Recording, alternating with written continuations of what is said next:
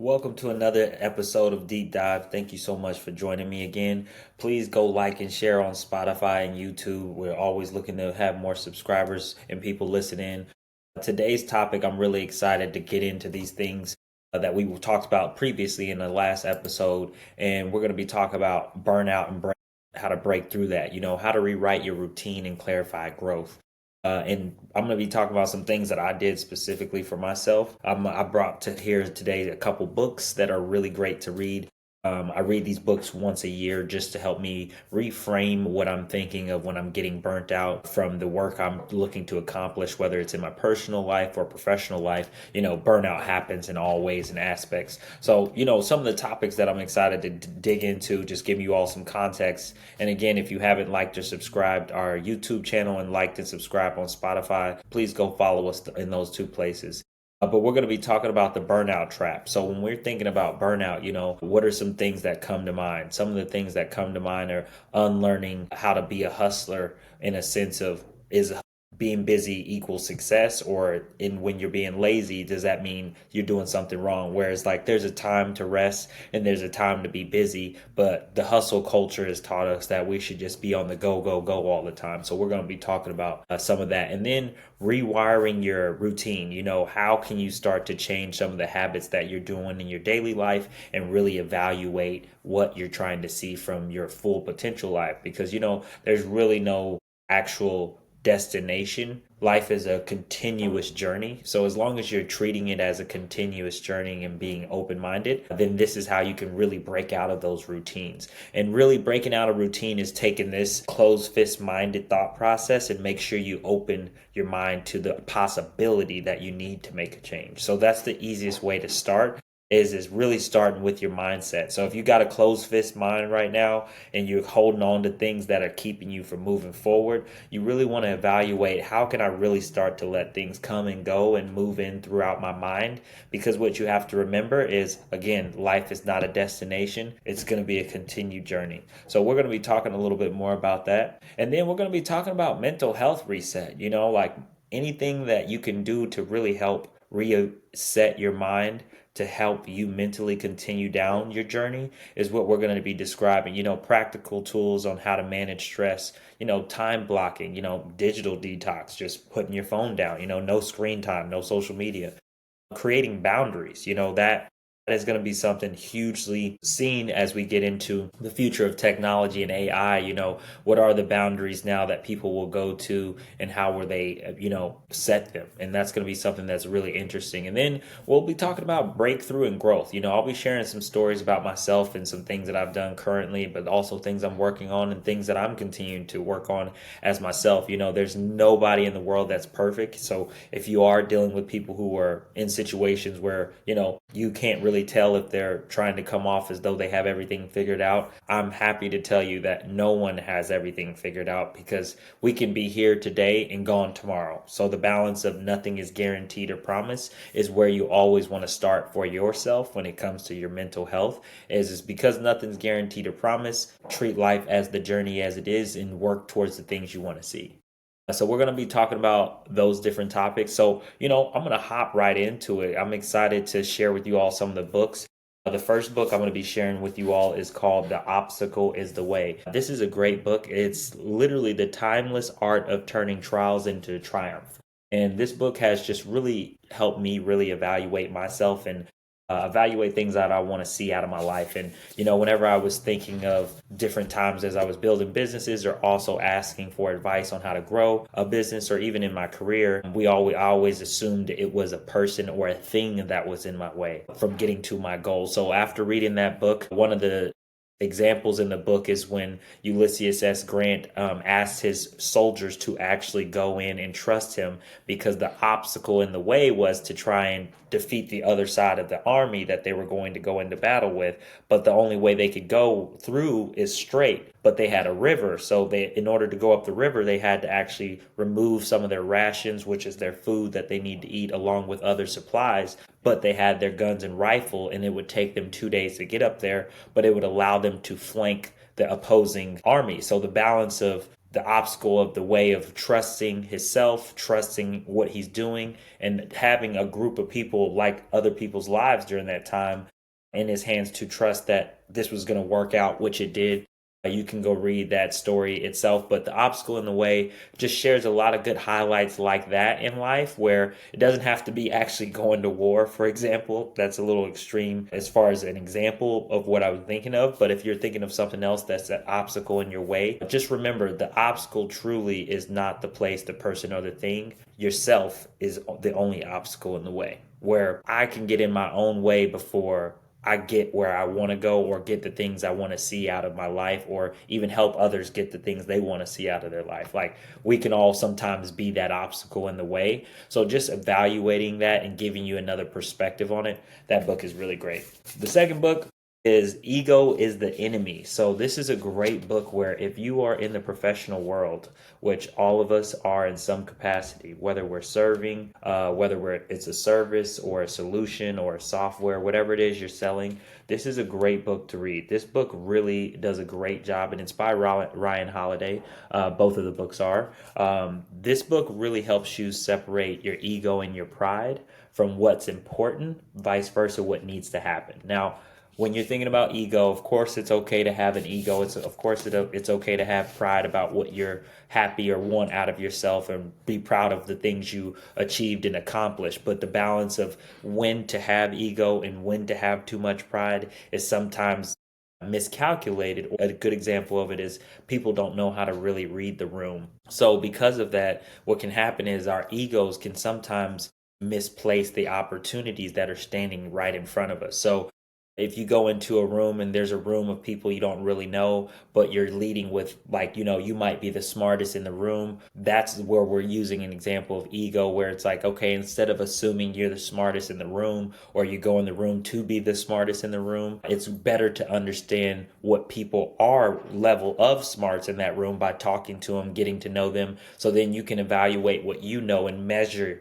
your intelligence towards it. Vice versa, sometimes people's accomplishments over bask and overlay the true person that they are. So there's no true substance behind themselves unless there's a surface level behind their ego. So, when you're thinking about that book, Ego is the Enemy is a great book. Again, just like The Obstacle is the Way, it gives you some quick, short topics to really evaluate how you're actually looking and thinking of things in your life, and the balance of that goes back to my last book, is Atomic Habits. Atomic Habits is a fantastic book that I highly recommend. If you have not read it, go grab Atomic Habits.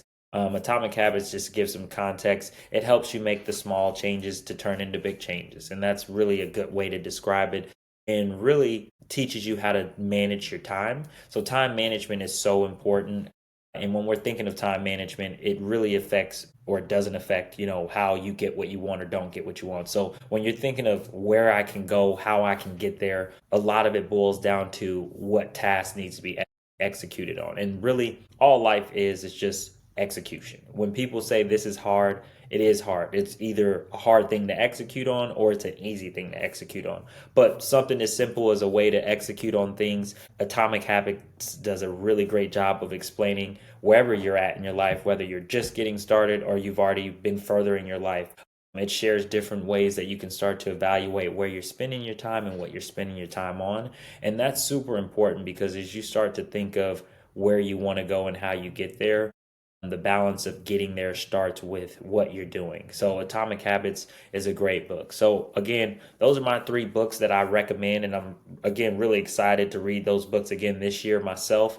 I just finished Atomic Habits last year around November, and October is usually when I start reading these books again. So I'm going to be picking these up and I'm going to be telling you guys some more when we're reading them. But going back into some of the topics that we were going to talk about, what's the moment that I realized that I had just was tired and burnt out. So to give you some context, there was a time where I worked in the restaurant industry, and man, I can tell you, I love serving people. I love helping people, helping people grow, whatever that looks like. And I like food. I love to eat. Like eating is one of my favorite things to do. Like trying all the different cuisines is a lot of fun.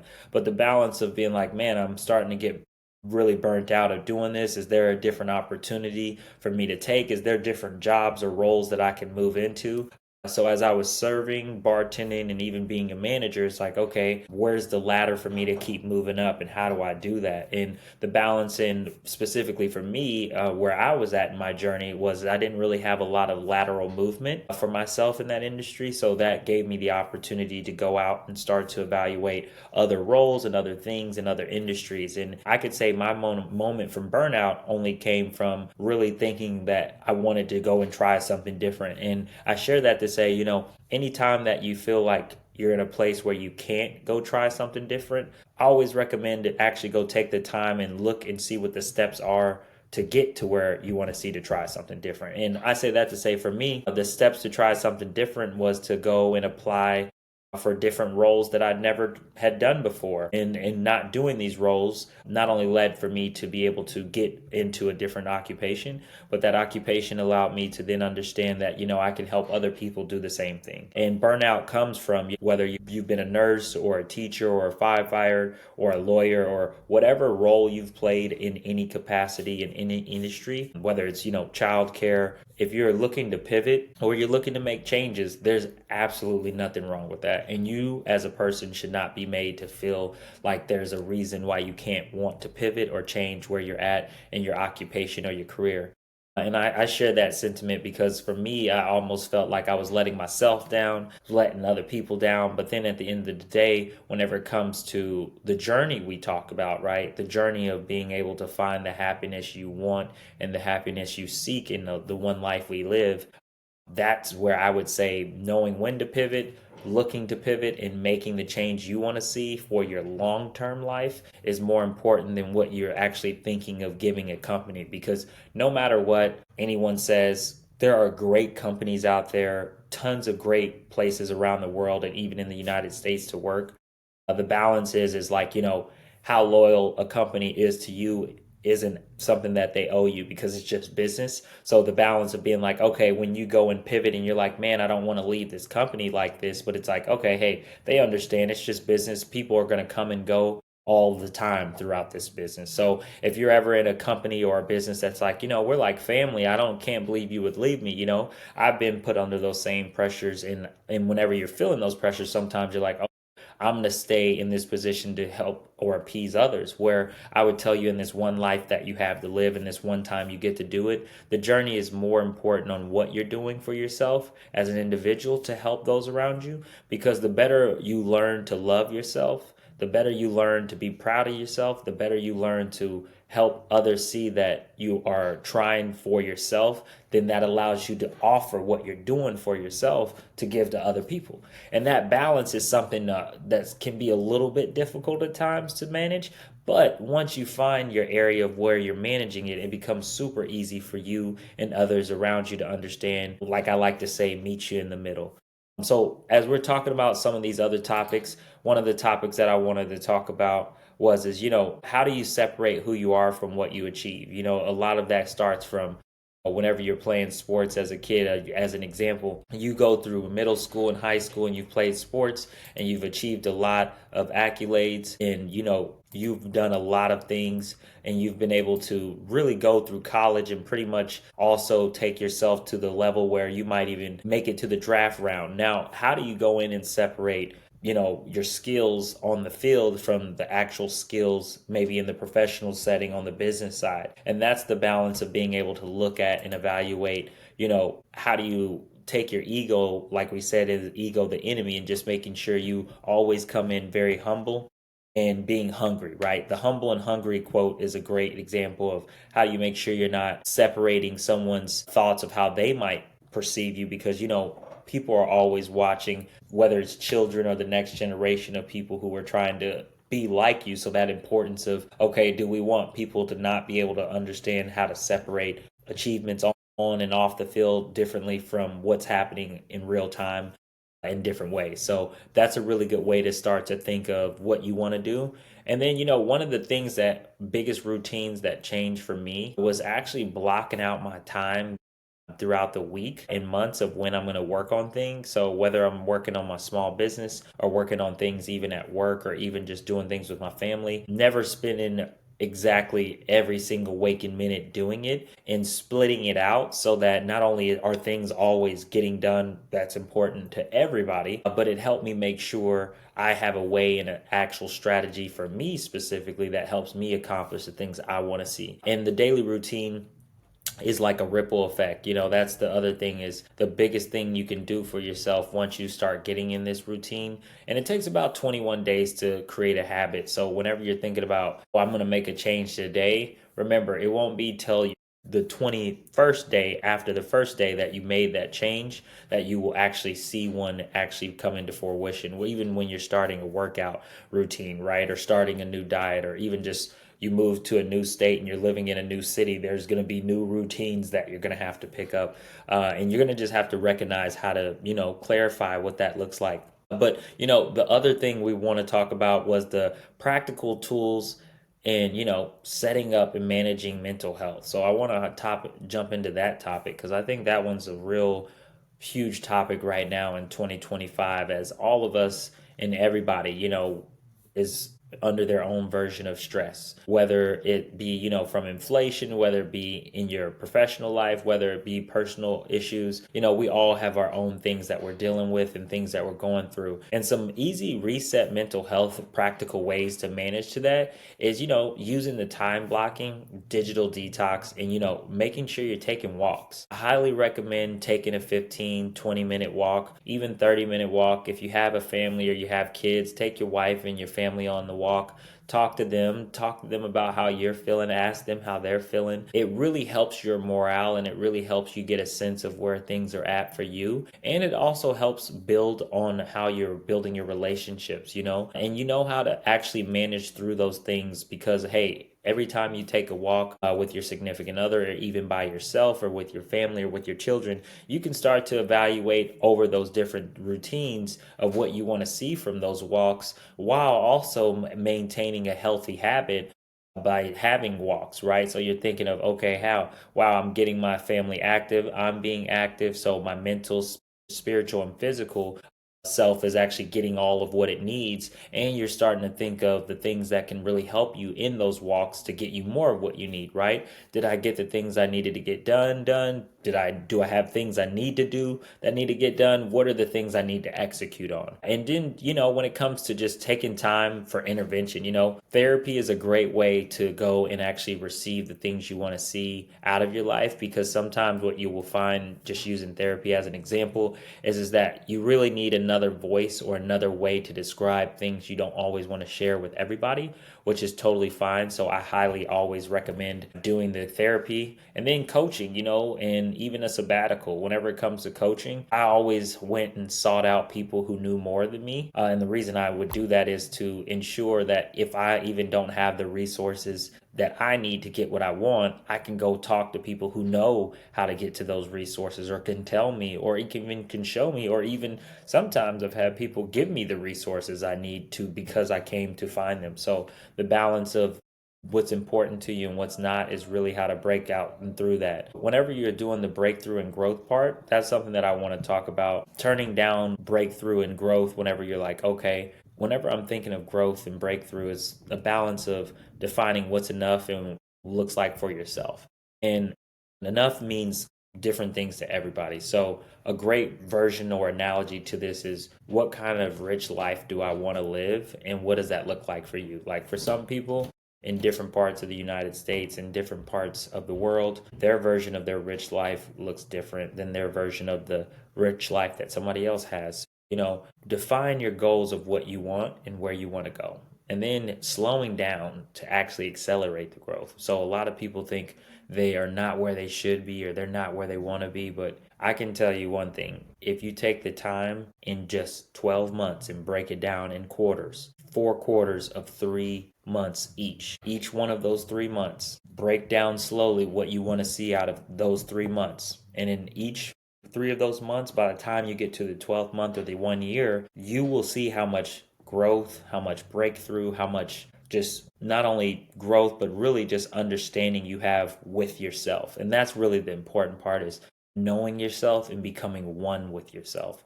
And that's what the slowing down can actually accelerate that growth there. And, some things that helped me reset that was my nana and grandpa growing up.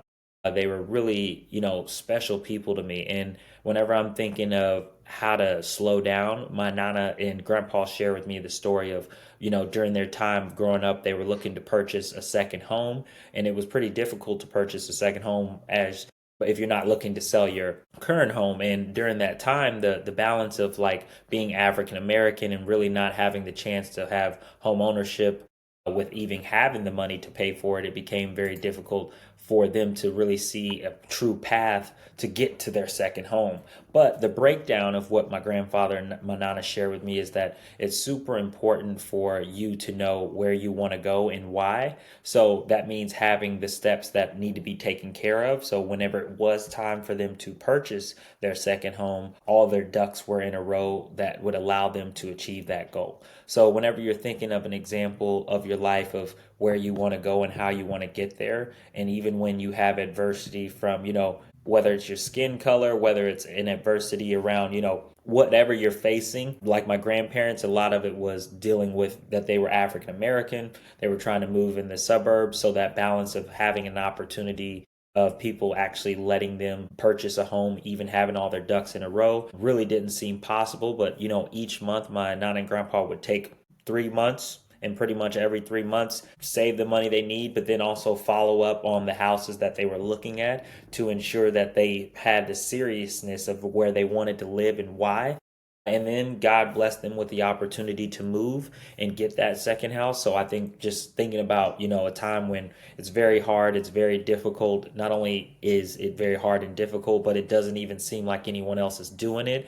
And you might seem like you're crazy for trying to do it at that time. So that balance of being like, okay, hey, what I need to do is continue down my journey and my version of my rich life. And that version of their rich life was to move into this second home. And that's why I share this story and example, is because whatever you're after, whatever you want to see, it's not going to be easy. It's not going to be always fun how you get there. But I can tell you one thing, it's always worth it. And the balance of it being worth it is more important than it is of how hard it was or what you didn't get while you were trying to get there. It was like, okay, you got what you were looking for. And I use their story because if they wouldn't have moved into this second home, I wouldn't have had the opportunity as their grandson to grow up and have a better education, have a better opportunities, meet great people, live in a nice area. The balance of knowing how and what it would affect in the future is how they helped me understand the decision that they were making even before I got here.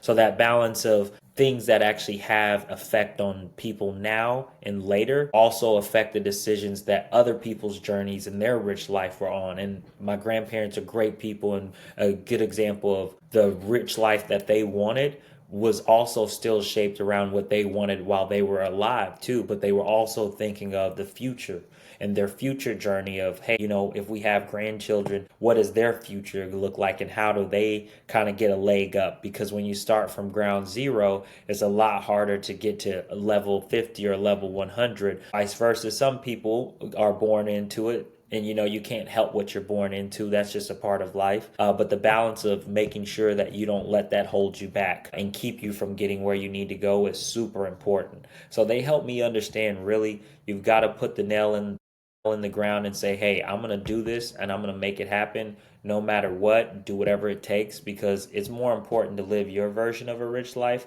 than try and be sold a version of a rich life. So that's where I would share with everybody watching or listening. Make sure you are only going after what's important to you. Don't go after what's important for everybody else, because that won't be a fulfilling life.